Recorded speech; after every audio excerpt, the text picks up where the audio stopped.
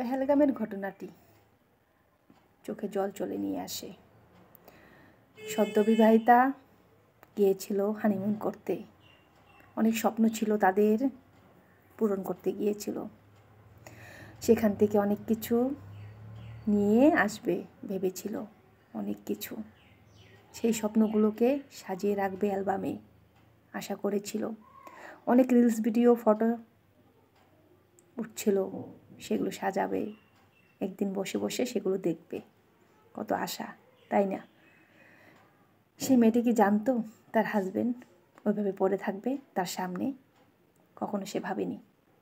কত সুন্দর লাগছিল ভিডিওগুলো যখন শ্যুট করছিল, বারবারে চলে আসছে মোবাইলে, তাই ভাবলাম কথাটা শেয়ার না করলে হয় না।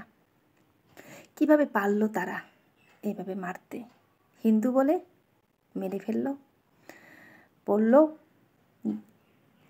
যারা যারা হিন্দু এক সাইড হও, যারা যারা মুসলমান তারা এক সাইড হও। কোরআন পড়তে বলেছিল, অনেককে কোরআন পড়তে পারিনি, তাই তাদেরকে মেরে ফেললো এইভাবে।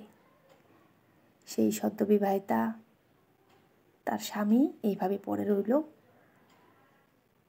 খালি মাঠে। খুব দুঃখ লাগলো দেখে। সে কিছু বলার তার মুহূর্ত নেই, তখন চুপ করে বসে আছে, চোখের জল ঝরো ঝরো করে ঝরছে। কি দুঃখজনক একটি ঘটনা। সে আসতে পারল না তার স্বামীকে ঘুরিয়ে নিয়ে। কারা করতে পারলো এমন? কাদের মনে এমন প্রাণ আছে এইভাবে মারতে পারে? তারা আসলে মানুষ নয়, তারা আসলে মানুষ নয়। তারা যদি মানুষ হতো এইভাবে মারতে পারতো না।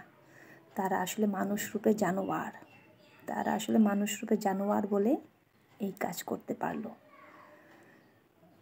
তাদের ভিতর মানুষের আত্মা যদি থাকতো তারা মারতো না, তাদের ভিতর জানোয়ারের আত্মা, তাই তারা এইসব কাজ করতে পারলো।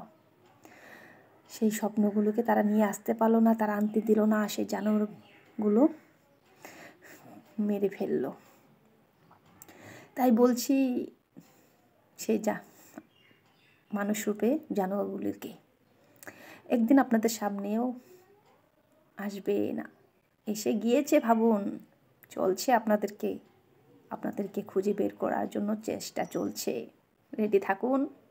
আপনাদেরকে এক একটা এই তিলে তিলে যেমন করে এক একজনকে মেরেছেন, তেমন করে আপনাদের তিলে তিলে মারবে না, আপনাদেরকে এক ঝটকায় মেরে দিবে। রেডি থাকুন।